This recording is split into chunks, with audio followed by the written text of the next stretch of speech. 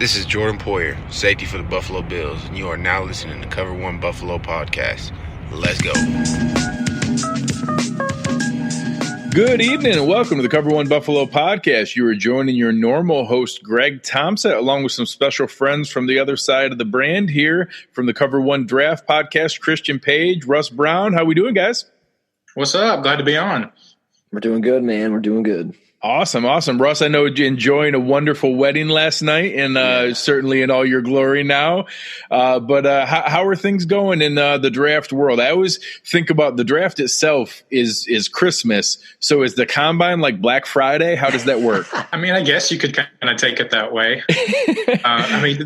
Russ and I were just talking about, it's like, even though, the Senior Bowl when we're all together, that kind of is like the opening to draft season because everybody's there focusing on those college prospects and they're evaluating for next year. But with the combine, I mean, just all the coverage it gets now and the importance and the emphasis on it now, it's just, I mean, it really is like, I don't know, can there be more than one Christmas Day throughout draft season? Because that's kind of what it's like when you think about it. I know Christmas Day, of course, is that draft weekend, but the combine definitely gets you to see guys in action that you may not have, necessarily all the film access to. So you get to see kind of the stories come about them too. So I know we're about to get into that, but yeah, there's a lot of high points when it comes to draft season. Yeah, this is like Christmas Eve, right? This combine's like Christmas Eve. That's how we could consider that. I like it. Well, and it's funny because, guys like you who are there grinding tape all year long, really in tune with the college game, watching all the prospects. And I know even on your guys' show, you talk about guys that you've tracked coming out of high school and into college and knowing about them, that full run up. You have guys at the other end of the spectrum like me that are very, very focused just on the pro game of it. And, there are guys that I've started to dive in the past couple months. And obviously in some Bill seasons that are less entertaining than others, I get involved a little bit later in the season. This one, fortunately, I was able to keep myself fully entertained all the way up into wildcard weekend, and then was really starting from scratch in a lot of these things. And, you can't not know who Chase Young is. And I watch the big games on Saturday night, and I watch the major bowl games, and I watch the semifinals, and I'll have it on in the background, but it's crazy how often I'm going through and hear, I lean on your guys' work a lot, and I hear you guys bring up a prospect on your show, and literally it'll be the first time I've heard that person's name. I didn't know that was a human that was walking the earth. And I'm like, oh, all right, I guess I need to figure out who that guy is. And it's funny now. I'm like that kid that skipped all the classes in school and I'm cramming the week before the exam and just trying to be functional when the test comes, so I know what the names are. So I think it's funny with people that are maybe closer to my end of the spectrum than the amount of time and effort you guys put in. I think that the combine is the first time that you see a lot of those names. And really, I want a little bit of insight from you guys on what you watch for and how can you help the casual fan or the Bills fan separate the Bruce Campbells and the Darius Hayward Bays and the, I don't want to say John Ross, but those kind of guys that, hey, that just looks like the most amazing thing ever versus marrying up what you see on film versus what the performances are. Let's start with you, Christian. With your lens as a draft analyst, how do you watch this event versus maybe the casual fan? Yeah, you got to do your homework if you're going into this event, because there might be one guy that, like you were talking about, straight line speed, running like a 4.3 or something like that. But if that's all he can do, and sure, I always talk about creating like a basketball team of receivers, and I know we'll deep dive into receivers here in a little bit, but you'll have your point guard, your combo guard, you'll have your big guys, and maybe your versatile power forward. So I think there is a role now in today's league where, sure, you can just be that vertical threat on the outside. You can constantly, threaten down the deeper parts of the field. But if that's all you can do, then, I think obviously you would slip down just a little bit. And sure, the guys like John Ross, Darius Hayward Bay, that weren't this incredibly diverse from a route diversity standpoint.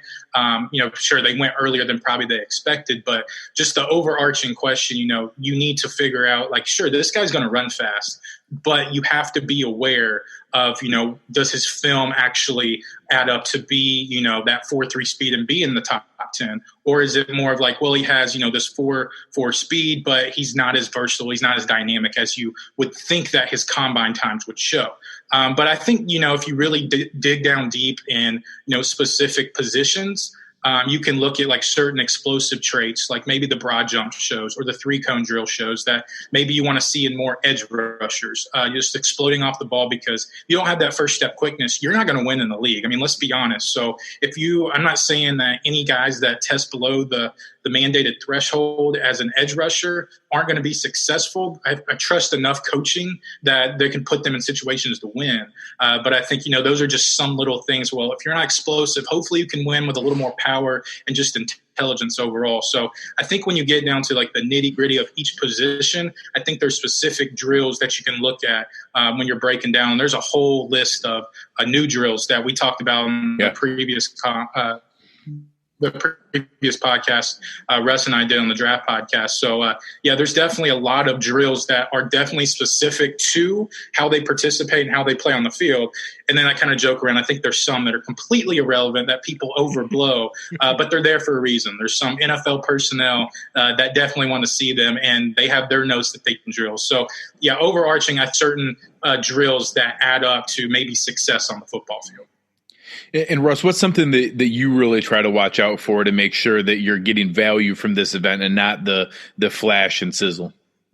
Yeah, I mean, you don't I don't want to see guys. I mean, you want to see guys run fast, but I don't drool over that stuff. I want guys that are fluid in space. I want to see what they're doing. Like if a receiver's running in space and going through drills, how does his hips look? How does his footwork look? And the same with defensive backs or running backs. And then when you look at defensive linemen, how explosive are they? And then really what you want to see is, how are they responding to the coaches that are on the field? Because there are guys, and I remember this a few years back, Joshua Jackson out of Iowa, he was getting kind of ripped for certain drills, and he just was having a poor combine because he wasn't really showing that he was coachable and that he wasn't grasping what he was being taught. So you want to see how they respond to some of the criticisms that they're getting on the field, because not every rep's going to be perfect. But if they shut down and the reps get worse and worse, then I think it kind of shows you their practice habits and really how knowledgeable they are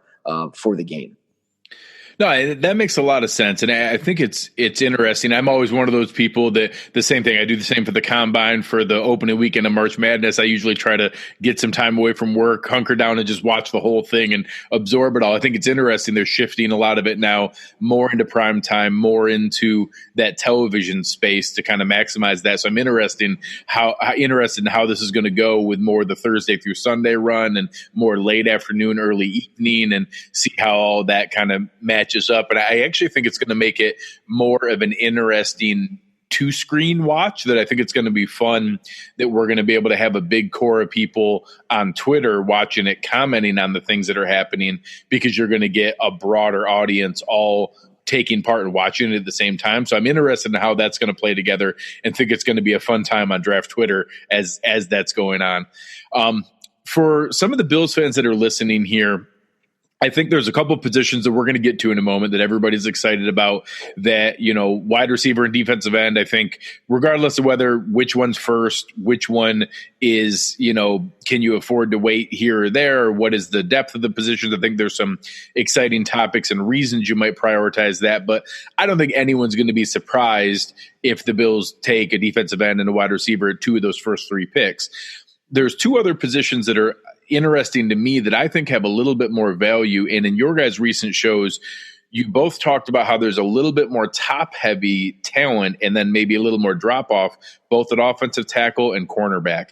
And I just, want to throw out, depending on how the board falls, a lot of Bills fans have their hearts set on, getting access to a CeeDee Lamb, a Jerry Jeudy, a Henry Ruggs, Clavon Chason, AJ Epinesa, and that I think it's very likely that those players are all gone in the top 21 picks.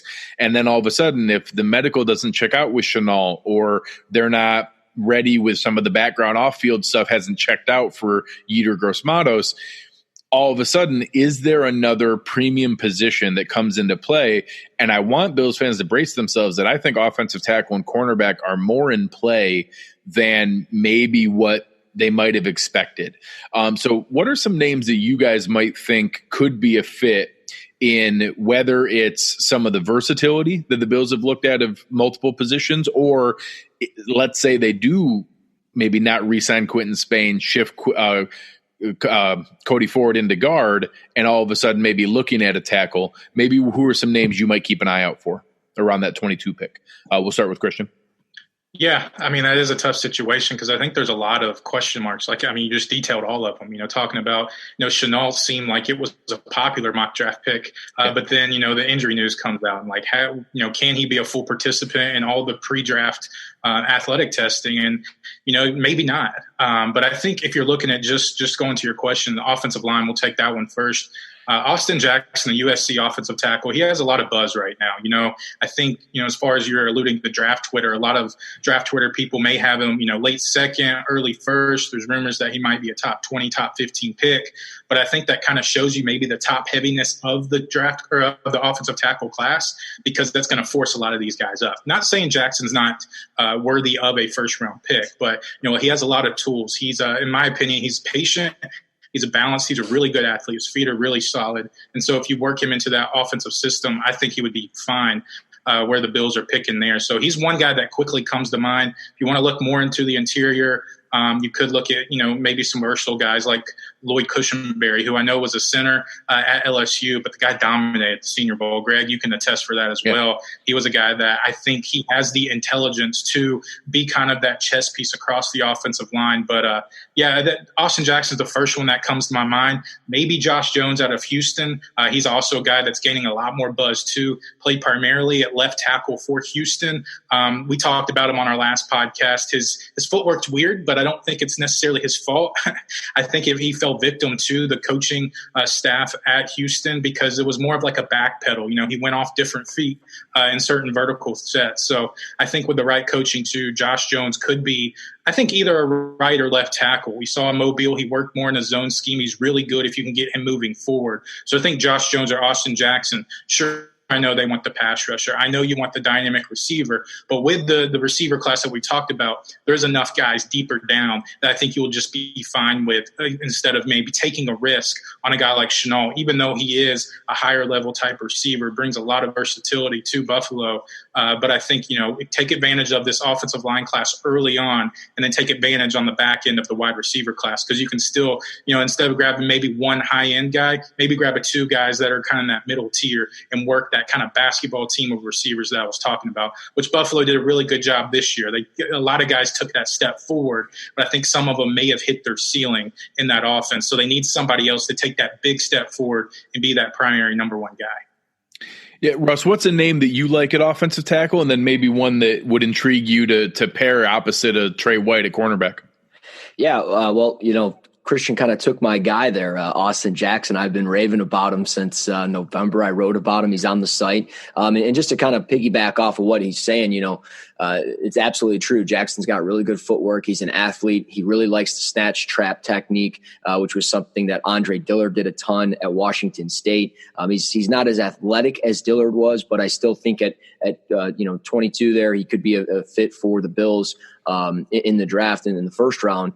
And if he does go in the top 15, I will say this. I mean, if Jackson goes up into the top 15, you could see a player like maybe an AJ Epinesa drop in the draft process a little bit. And if he does, I mean, that would be a steal, I think, in the first round. I think he's a top 15 caliber type of player with a lot of good length. So if we focus on edge rusher as well, and people don't necessarily want Yetur Gross-Matos in the first round. Well, if AJ Epinesa happens to fall to the Bills at 6'6", 280, just with that good length that he has, and he knows how to use it and create that separation, he likes to bull rush, I think it would make a lot of sense for them to spin the tires there. But for the defensive back group, and I've said this before when I was on the Jerry Sullivan show just a few months back, I talked about how I thought looking at a defensive back in the first round, a corner is not out of the question by any means, because Levi Wallace is good, but Levi Wallace has a lot of cons to his game, and he allowed a passer rating of, I want to say, like 114, which is a really high passer rating last time I checked. So he allows a lot of passes, a lot of catches his way. He's not the best in coverage. So I think getting an upgrade there, and two guys that I really like, CJ Henderson out of Florida, fluid athlete, really good footwork. I think he'd be a really good fit in this defense along with Trey White, or another guy, and he's starting to get some buzz, Damon Arnett out of Ohio State. I think he could be a late first round pick by the time we get to April. And I think he'd be a really good value just simply because of how physical he is. He's an aggressive man corner. And I think he'd be a good fit in this defense with Trey White. Well, it's funny. I think that you see a lot of guys that through this draft season, people get their hearts set on what they see in early mock drafts. And then all of a sudden they decide what they think a value is or where names end up going.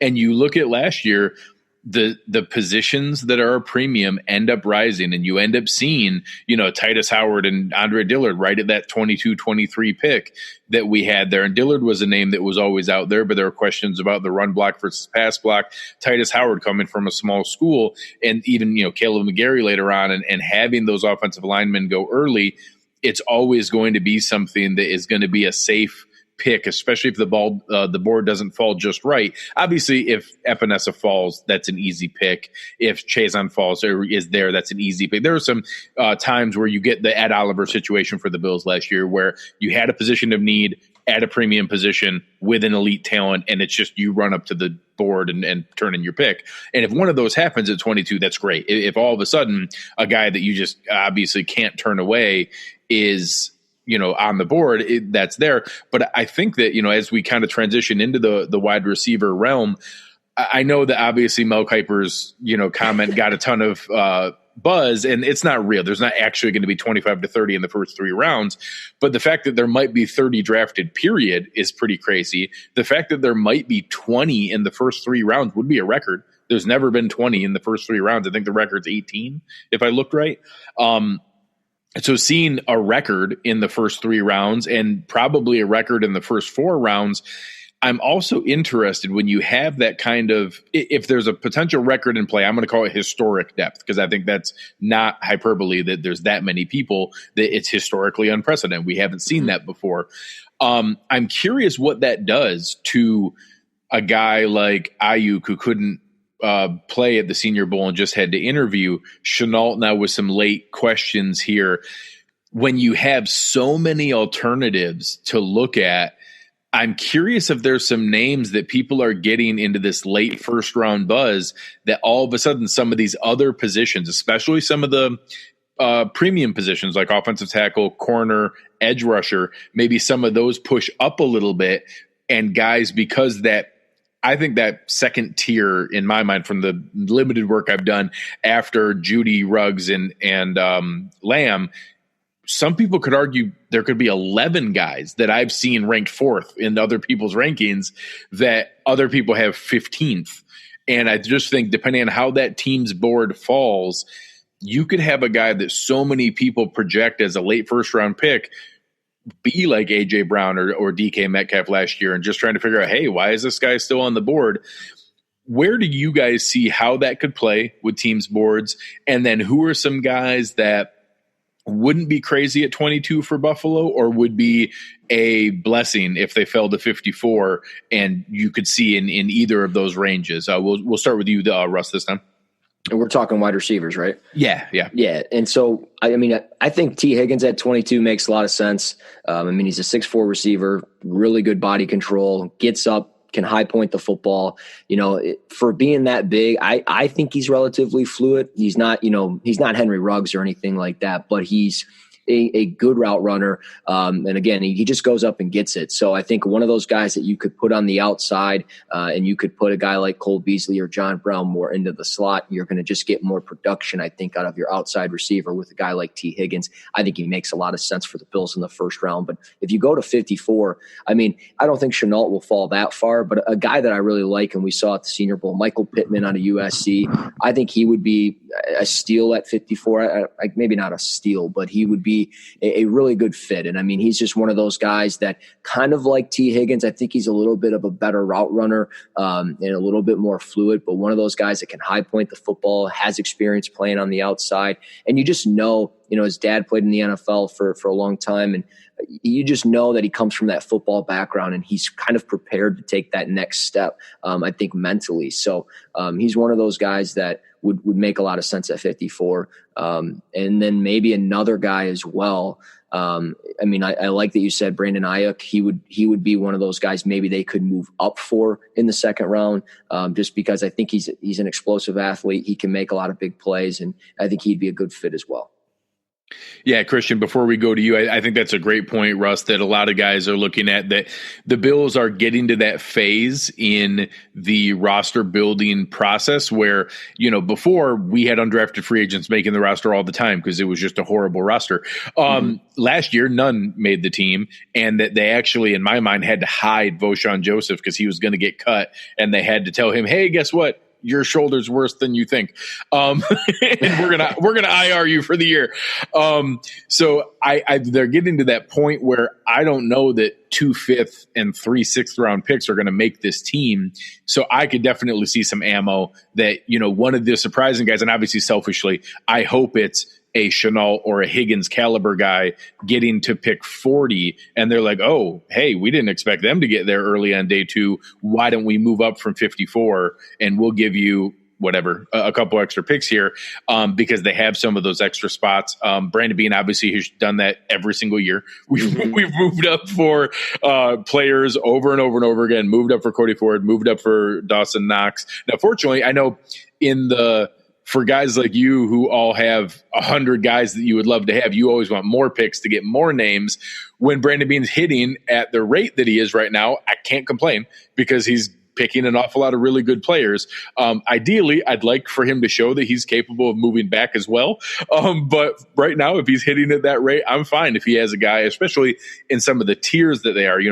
There's 6 running backs that I think are good. And then after that top 6, I'm not all that interested. If there's one that falls into the 3rd round, and, you guys talked about CEH, if Edwards-Helaire is there at the 72nd pick, and he's the last one of those top 6 that are there, and the Bills want to move up from pick 86, okay, I could see that. Give up one of those extra 5th and extra 6th to slide up a couple spots in the 3rd.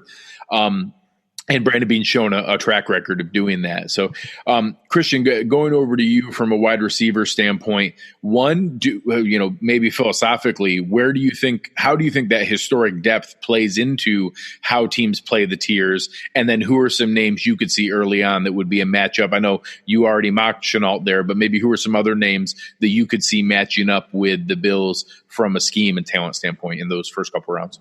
Yeah, you said a magic word there, saying tiers, because I think if you talk to maybe a lot of former scouts, or if you get lucky enough to talk to some front office personnel, a lot of them will tell you on their board, sure, they like to rank guys, 1 through 200, but still you're going to tier them off, kind of similar how everybody does in fantasy football. Yeah. They tell you to tier them off so you're not reaching outside of your tier, or you're like, well, maybe they fit a little better. Well, if you trust your process, your scouting department, and the process that you did, then you look at those tiers. So maybe it may not entirely affect it from a projection standpoint that much if you trust the evaluations you did beforehand.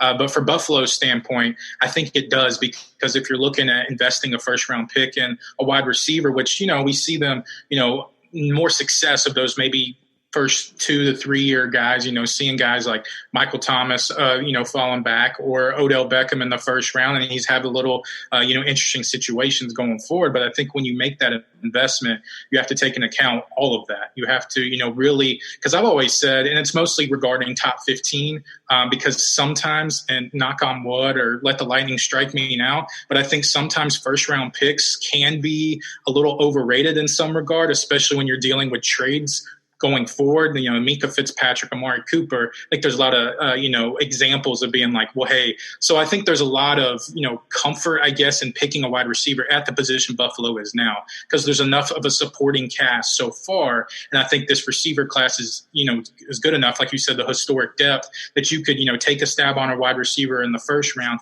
And then maybe, day 3, you could take somebody else just in case that first guy doesn't work. So I think if that's the recipe, assuming Brandon Beane keeps all those picks, like we were joking about, and doesn't put all his eggs in one basket moving up maybe in the second round. I think a guy like Justin Jefferson out of LSU, Buffalo's looking for that alpha dog number one wide receiver. Again, I think the basketball team that I've been talking about with Buffalo was there. There's enough bodies to Russ was talking about to open things out, on the outside for vertical guys like a Jefferson. And I get all the scheme stuff of, well, Justin Jefferson was only a product of the scheme. Well, come on. I mean, there's going to be schemes. I mean, Joe Brady got promoted to offensive coordinator at Carolina for a reason. It's a very NFL-friendly scheme. So who's to say that Jefferson can't execute in a similar scheme for Buffalo? So I think when you give Josh Allen that guy on the outside, with the length that he has, the athleticism he has to win at all levels of the field and after the catch, I mean, Justin Jefferson put up historic numbers as well in this LSU offense. So I think he's a guy that, if Chenault doesn't make the call, if they're not comfortable with the health, there may be some other receivers go ahead of Buffalo in that position. I think Jefferson's one of those guys. It's like, well, yeah, I kind of forgot he was available, but he's definitely worthy of a first-round guy. Looking at round two, if they don't go that route, I think Denzel Mims at Baylor is a guy that they have to keep an eye out. I think he's kind of one of those guys. He's kind of a late bloomer in the draft process, but he has a lot of physicality. He wins on press. He can win vertically. He can win underneath. He just kind of plays with that spark that you really like to see, and that's kind of how McDermott runs things at Buffalo. So he kind of has that McDermott persona, that tough as nails guy, work hard to get open. I can see Denzel Mims kind of being in that maybe wide receiver, call him like 1.5, 2, because they have a ceiling of being maybe 1. But I think the floor is 2 for Denzel Mims. So I think those are two guys that Buffalo fans should really start to look into, assuming the Chenault, injury status doesn't really escalate going forward. Well, and obviously the luxury of bringing into a situation where you already have John Brown, who is kind of playing a little over his head as a wide receiver one. I loved the signing last year, and he exceeded even my excited expectations. But ideally, he's not your number one receiver. Ideally, you have that alpha where he's now an overqualified wide receiver 2, and then that allows Cole Beasley to be a traditional slot wide receiver 3 with some versatility to do a little bit more. I absolutely want to double dip on this class. If you have historic depth, I would love, and I don't know who the guy is, but out of all the people that we're assuming are going to be these day 2 picks, one of them's going to be disappointed, probably more than one. There's going to be someone who falls into that 4th round pick that we're all going to say, oh my gosh, how is Denzel Mims still on the board? How is Van Jefferson still on the board? How is Michael Pittman still on the board? I don't know who that guy is, but there's going to be some. When you have, different people that I see, guys that I trust who do good draft work, rank one guy 26th and another guy has him 8th, somebody's going to fall. So, because I always tell people, there is no consensus draft board, and I think fans would be shocked at how much variance there is amongst the 32 draft boards in the NFL, how differently people value players, how often guys are completely off someone's board and a top 50 pick on another team's board.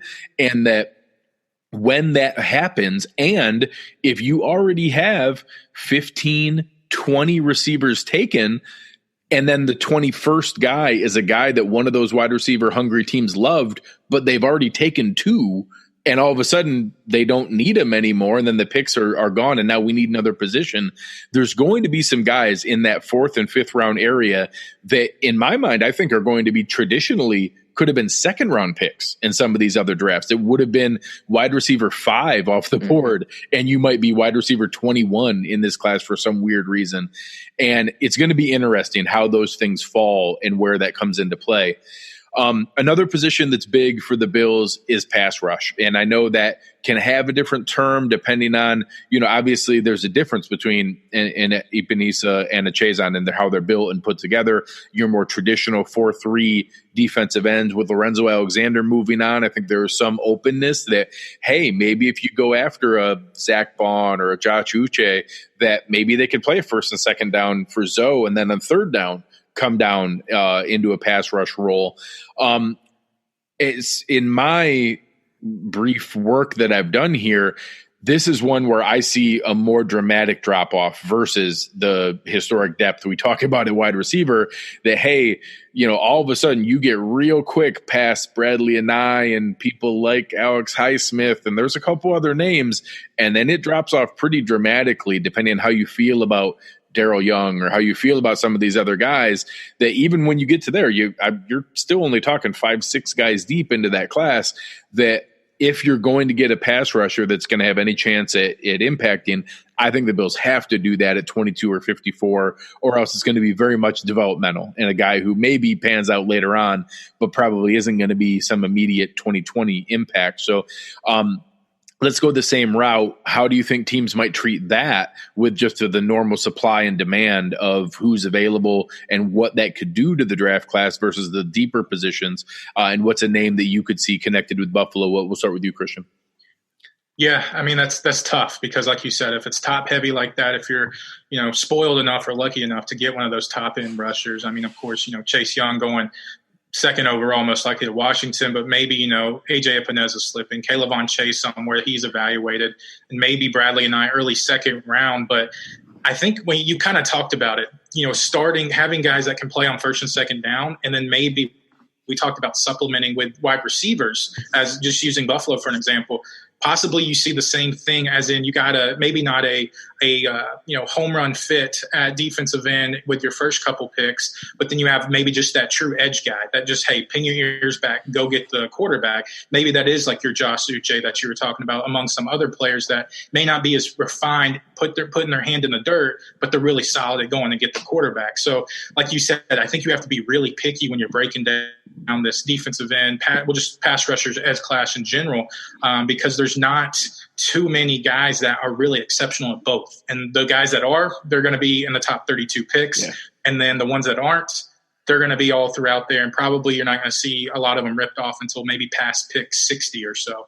But Bradley and I'll let Russell touch on him because that's one of his favorite players. So I'll give him the ball on that side of the court. But Khalid Kareem, defensive end out of Notre Dame, he's a guy that's not this crazy souped up type edge rusher, but you're talking about maybe playing like that dirty role in the interior. He likes to go inside a lot. So I think maybe if there's a little more coaching, maybe to kind of more likely set the edge, because he trusts a lot of his instincts and his ability to, affect the interior and make a splash play and affect the quarterback. But of course you want to keep everything combined. You want to keep everything, to open up things for your linebackers and your interior defensive linemen. But the guy has crazy length, and you see that over and over on his Notre Dame film. So I think he has a lot of tools to work with. He's not a super productive guy. So Bills fans or whoever fans, after you're listening to this and you're looking him up, I know he only had like 5.5 or 6 sacks a year ago. And he hasn't really, made strides in that regard throughout his career.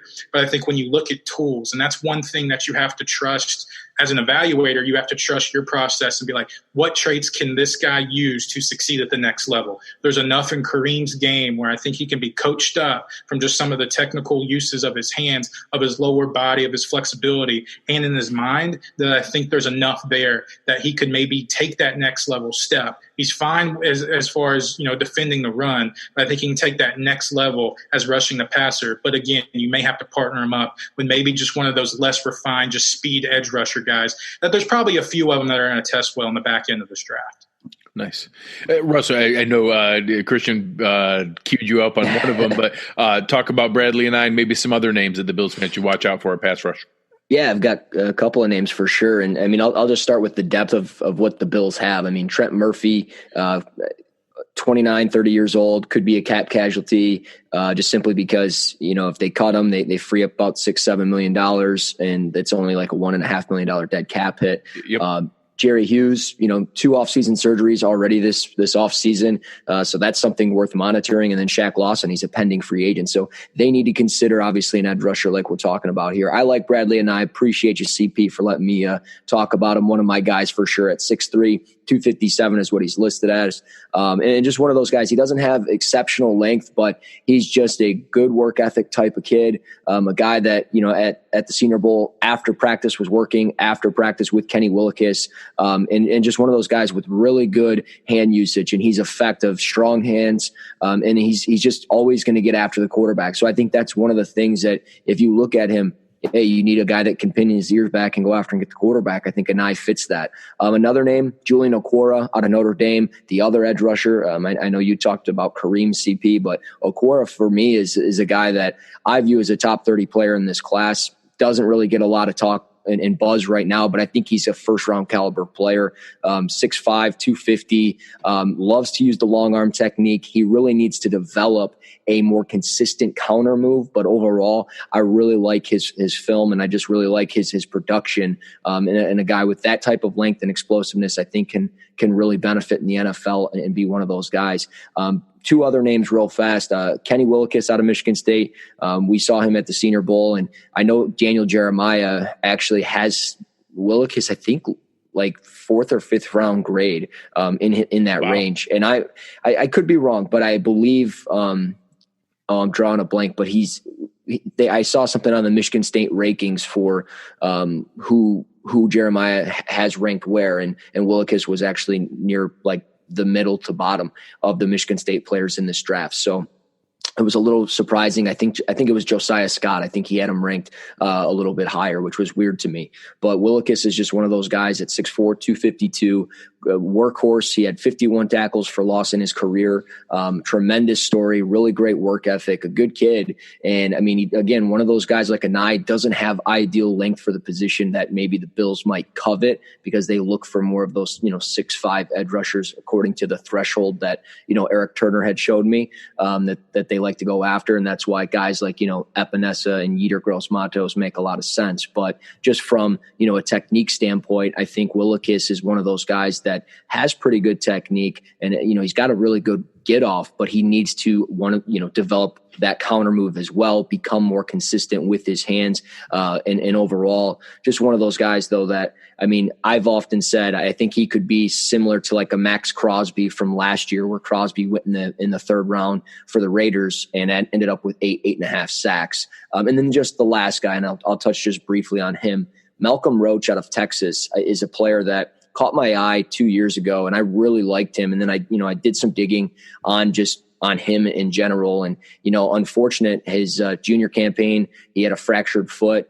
So he kind of was bouncing back this past year, and just, not a great year, but not terrible by any means. I mean, 40 tackles, he had 9 tackles for loss and 3 sacks, but he played out of position. I think, Texas likes to do a lot of versatile fronts in a 3-3-5, a 3-4 at times. I think he's more of your 4-3 defensive end. You could probably plug him inside a little bit, but he's a smart player, a really good team captain. He was, the number 1 team captain for Texas. So I think, with some of his explosiveness and his ability to be that versatile piece, I think he could be a late name that you take a look at in the later rounds.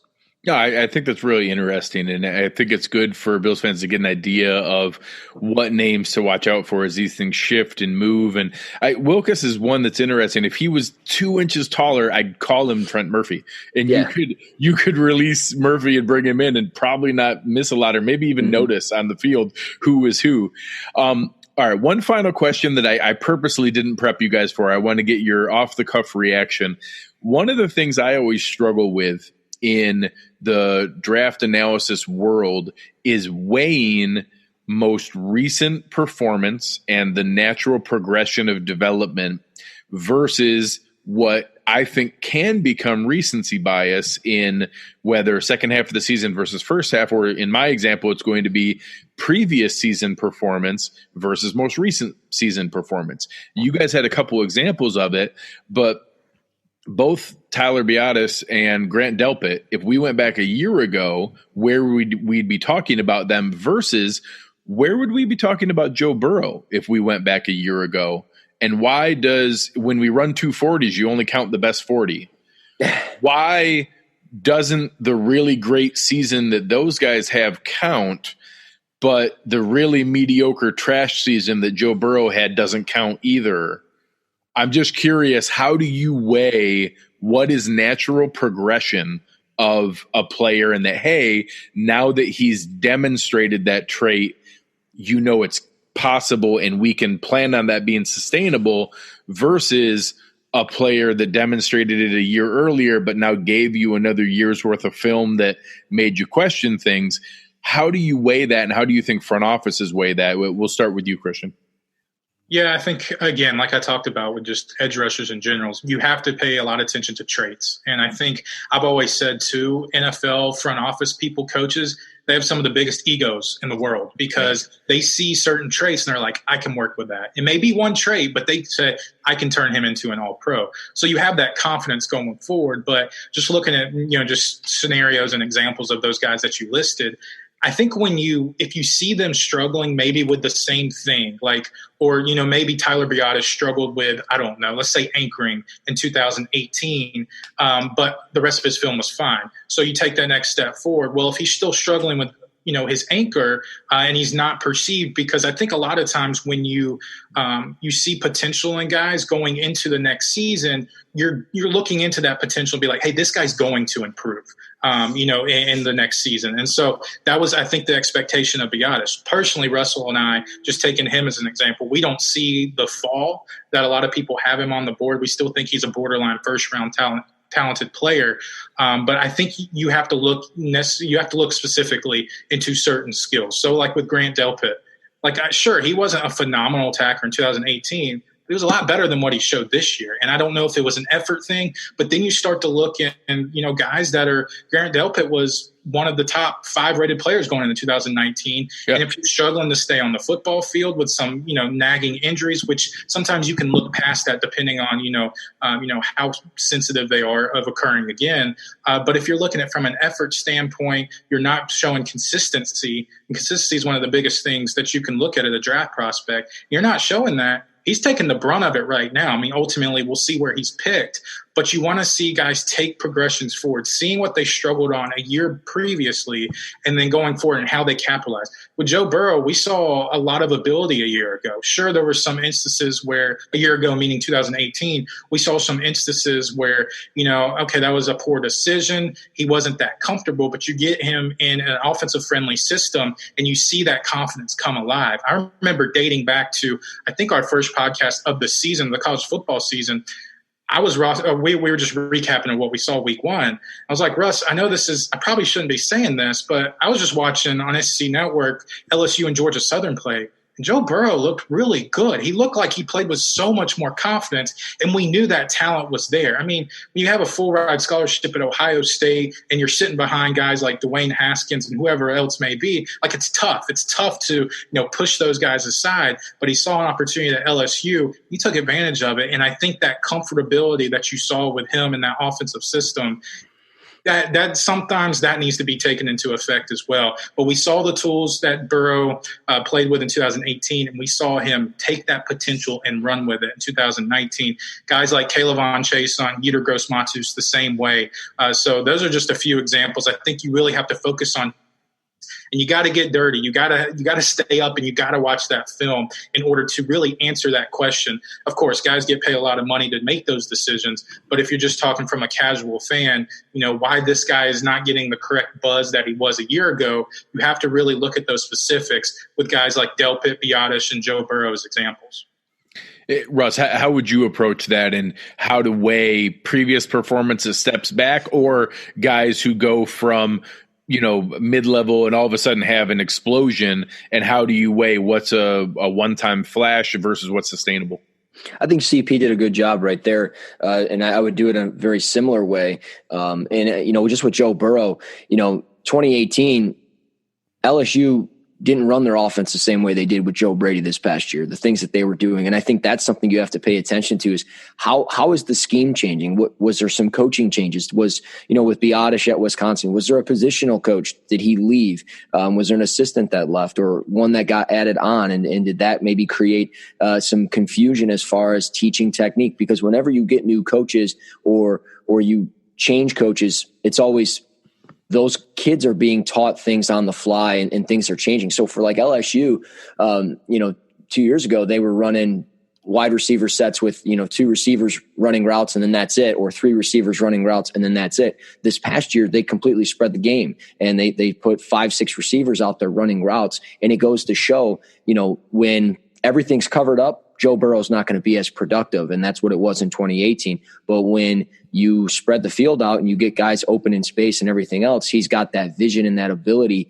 to show, hey, I can throw to this guy right here, right now, or I can step up and improvise. And that's what he was doing consistently. So I think just as you go back and you watch the tape, and it doesn't necessarily have to be just Tyler Biadasz. It could be a guy like Van Jefferson who played at Ole Miss and then he goes to Florida and he's still just as productive and everything else that you're looking at. And you see guys going through the transfer windows and everything else. And, why are guys just being that consistent 50 reception guy and not the 88 reception guy or whatever it might be? You just look at really the consistencies, and you take the good with the bad. And I like when a guy has either a bad season with a good season like the next year or previous, because you really get to see all the flaws and all the strengths to their game. And it's not about just watching the highlights of the guy, which is why, like, if you're one of those guys that watch cut-ups, that's great. Do your thing. But for me, I want to watch the whole game. I want to engage and see what's he doing what's the offense look like when he's not on the field? What's the defense look like when he's on the field? So on and so forth. So it just really depends on, obviously, each position and each player. But in every case is different. But I just always like to see the inconsistencies as well, because there's maybe 4 or 5 prospects a year that are like perfect. And then that's about it. Chase Young, pretty much perfect. Joe Burrow this past year, pretty much perfect. So it's a good question. It's one of those questions, like, I don't know if I'm exactly answering it the way that you would want me to answer it, but I'm just, I like the inconsistencies of guys with their consistencies to look at their pros and their cons. No, I think it makes a lot of sense, and it helps people grasp how to make a well-informed decision, because if you just go off the highlights, there are some guys who I think would go a lot higher than other people if you're just giving them credit for the positive things. It's that consistency, that sustainability. How can you continue to make an impact when it's not in your ideal scenario? So this is great. I think it really helps Bills fans kind of prepare for what to watch for in the combine. If you guys are on Twitter, _Christian page, Russ NFL Draft, give them a follow. Listen on the Cover One Draft podcast. Awesome work. They do great work year round, but obviously leading up to the draft, it's great. There's a lot of evergreen pods you can go back and listen to kind of cram and get ready for it. If you haven't been listening the entire time, make sure you're checking that out. They have their own feed on Cover One Draft, as well as if you use the overall Cover One feed, you can get all of our shows coming out all together. Anything else to be able to keep an eye out for? You guys have work coming up here that people can keep an eye out for. Russ, what do you got coming? Yeah, I've got a piece that I've been putting together for Bengals fans out there, and really just draft fans, building around Burrow for the Bengals. So, what should they be doing throughout this draft? Because I think in this draft, not only should they be drafting Joe Burrow, but they should be building around him, making sure that the offensive line is intact and everything else. And then obviously I've got a piece, Tyler Biadasz. We talked about him. I'm going through the tape, and I want to show the consistencies of what he does well. And yeah, there's some reps that he lost against Ohio State and so on and so forth, but still a very good football player. So we'll cover that. And then the other one I've got going is Zach Bond, the edge rusher out of Wisconsin. So gonna do some film evaluations, and it's going to be a lot of fun. Awesome. Christian, what do you got coming? Yeah, right now I'm working on a piece on Noah Igbenogany, the Auburn corner. You said that really well. Yeah, thank you. It's like I'm an alum or something, But he's going to run. And the reason I'm writing it is right on time, because he's probably going to run in that 4.3 range at the combine, and he has some kick return ability. He's only played the position for a couple years, but you're talking about, seeing that ascension as far as physical capabilities go, and then what's going on up here. He definitely has that. And so here, for the people that are listening here, I'm talking about in between the ears and up in the head, the intelligence level. But he transferred over from wide receiver to cornerback. So he's a guy that's definitely a really fun film study. He has some inconsistencies, but he runs that 4.3. And I'm not saying I'm always a big dismisser kind of mock drafts, though I'm sitting here, I guess, crapping on my own work. But Mel Kiper Jr. did just have him in the first round to the New Orleans Saints. So that's right in that range where Buffalo's picking too. So we're talking about maybe that edge rusher or that wide receiver doesn't work out at that spot. Don't be surprised if maybe cornerback or offensive tackle comes into play. So maybe Noah Igbenogany is a guy that you can keep an eye on. But I definitely think I think he will be available with Buffalo's second pick. But we got that coming. And then, of course, we're talking defensive players at the Combine on next week's episode as well. Awesome. Thank you guys so much. Hopefully this is a great help for Bills fans as you're preparing for the draft, what names to watch out for, things to be able to watch for the Combine. You guys can follow all of us on Twitter. I'm at Greg Thompson, GregTompsett. Again, _ Christian Page, Russ NFL Draft. Check us out during the Combine all year round, having fun with draft fans and football fans, talking back and forth. You've been listening to the Cover One Buffalo podcast, and we are out.